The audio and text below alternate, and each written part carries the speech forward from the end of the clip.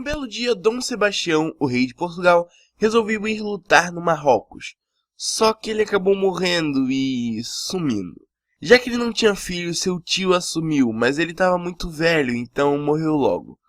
Daí, 3 familiares começaram a lutar pelo trono de Portugal. O vencedor?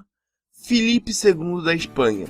Agora, Portugal e Espanha eram um só, a chamada União Ibérica. E o que isso tem a ver com os holandeses? Vocês já vão entender.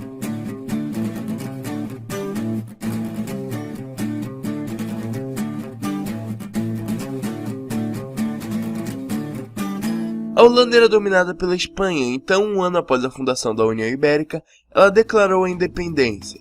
E como era de se esperar, não foi nada amigável. Isso fez com que o rei da Espanha proibisse o comércio das colônias com os holandeses, mas Portugal e Espanha eram um, então isso afetou o comércio nas colônias portuguesas, inclusive o Brasil.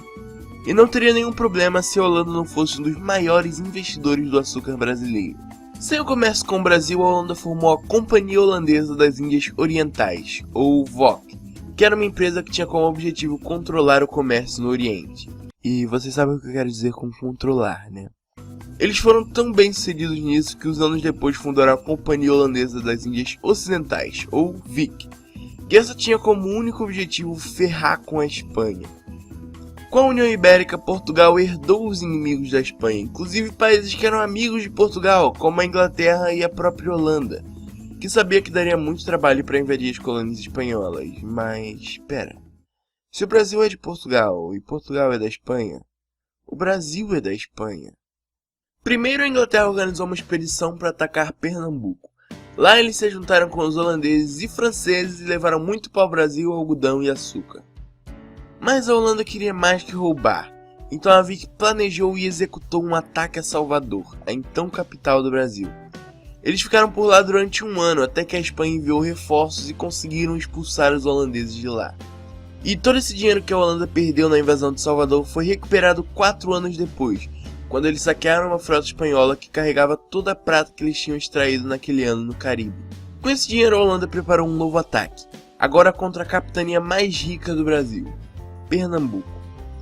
Eles chegaram com uma pancada de navios e conquistaram Olinda e depois Recife. Os portugueses e brasileiros até tentaram resistir, mas a Holanda estava muito forte, então eles acabaram por recuar.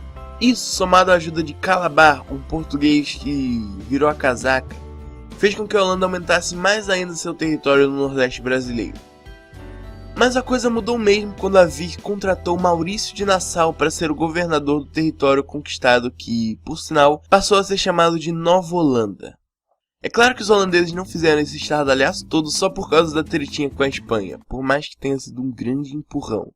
Eles tinham muito interesse no açúcar, tanto que com Nassau a produção de açúcar aumentou bastante. Inclusive, a Holanda fez vários empréstimos aos senhores de engenho e a única condição era que eles tinham que vender o açúcar à Holanda ao invés de Portugal. Nassau também fez algumas reformas em Recife, fez várias obras públicas, melhorou a infraestrutura e realmente transformou Recife, ou como ele meio que renomeou a cidade, Maurícia, na cidade mais moderna das Américas. Também foi Nassau quem trouxe os primeiros grandes cientistas e artistas para a colônia, que retrataram muito do que se conhece do período colonial. E algo bem marcante do governo de Maurício foi a liberdade religiosa. E isso foi muito importante, já que os portugueses eram católicos, os holandeses protestantes e ainda tinha uma pá de judeus vindos da Holanda. Ok, mas lembram da União Ibérica? Os portugueses já estavam de saco cheio dela, então começaram uma guerra com a Espanha que separou os dois impérios novamente. Com isso, Portugal fez um tratado com a Holanda para se proteger da Espanha, já que era uma inimiga em comum dos dois. O tratado também previa uma trégua de 10 anos entre os dois países e suas colônias no mundo inteiro, mas os dois cagaram pra isso e só ficaram em paz na Europa mesmo. Voltando à Nova Holanda, ela estava prosperando bastante, né? Açúcar, comércio, investimento em infraestrutura... Nassau estava investindo muito em infraestrutura e obras públicas, o que fazia com que menos dinheiro fosse para a mão da Holanda. A Vic não concordava muito com esses métodos de governo e demitiu Nassau do governo da colônia. Então a Holanda começou a cobrar os empréstimos que tinham feito aos senhores de engenho, que não tinham dinheiro para pagar porque os juros estavam muito altos. A cobrança, junto com a demissão de Nassau, levaram à insurreição pernambucana. Portugueses, brasileiros, escravos e índios se juntaram para expulsar os holandeses daqui e... vamos pular as batalhas direto para a parte importante.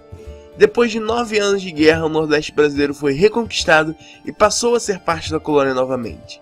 Muito fácil a reconquista, né? Sim, porque a Holanda estava em guerra com a Inglaterra e não conseguiu mandar reforços para ajudar os holandeses aqui. Tanto que logo que acabou a guerra com os ingleses, a Holanda exigiu a devolução da colônia, dizendo que se não devolvesse eles iam invadir de novo. Portugal falou, não mano, calma aí, deixa que eu compro Pernambuco. E foi assim que Portugal pagou 4 milhões de cruzados e 2 colônias à Holanda pelo Nordeste brasileiro. Pro Brasil, bem, a Holanda pegou todo o conhecimento que conseguiu aqui e levou para a América Central. O açúcar deles era melhor e mais barato.